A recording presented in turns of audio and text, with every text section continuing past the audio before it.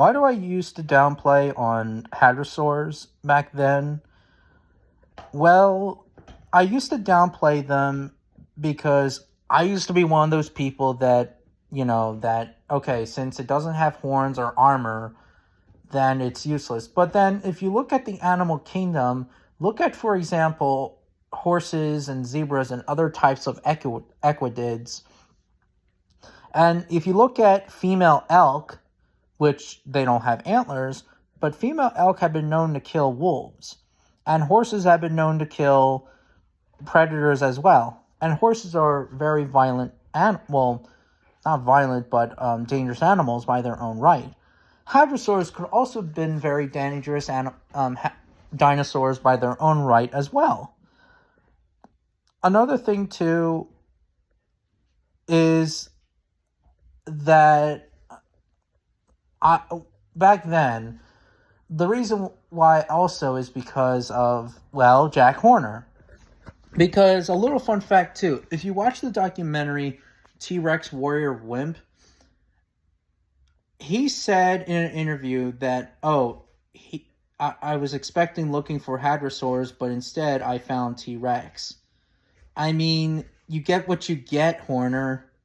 You get what you get when you find some fossils. That's why I called him Hadrosaur Fanboy. And then, I thought that, okay, since people are overrating hadrosaurs, then I would call them, may have called them, Horner Fanboys or whatever. I don't know. But then again, back then, when I was really little, I used to have a Maiasaur figure, a toy figure, and some hatchlings. It was either by Safari Limited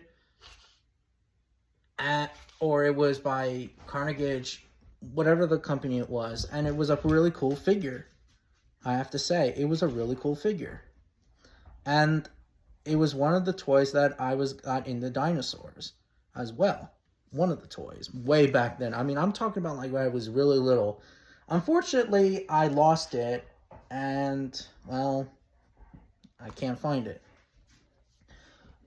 But who knows, maybe I might get it on eBay, or Amazon, or whatever.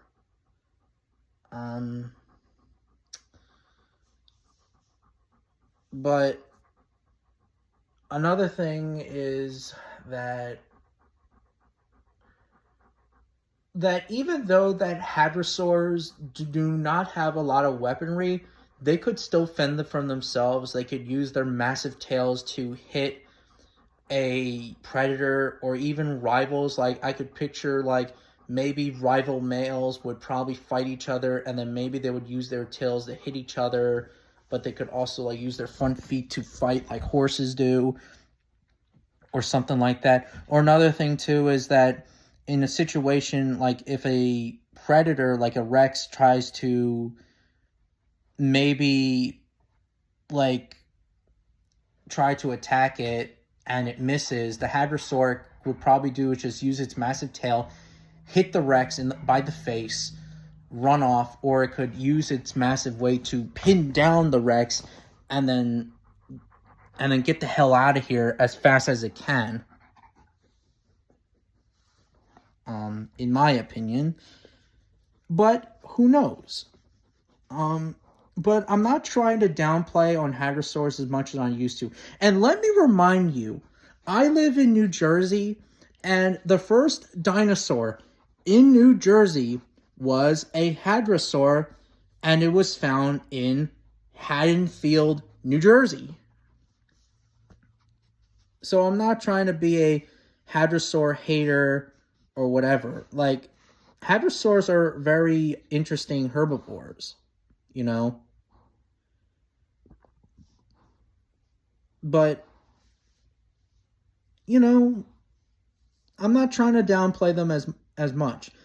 And yes, of course, that smaller predators like troodontids and dromaeosaurus would leave the hell a hadrosaur alone. There was even a book that I actually read, an audiobook that my reading teacher, and it was a Horner book about hadrosaurs.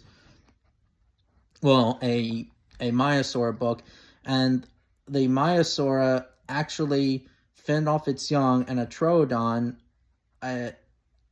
tried to catch one of the youngsters, but the hadrosaur killed it. And it was like, wow, very interesting.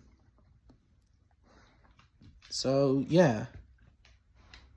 So, I'm trying to respect hadrosaurs as much as I am, and, yeah.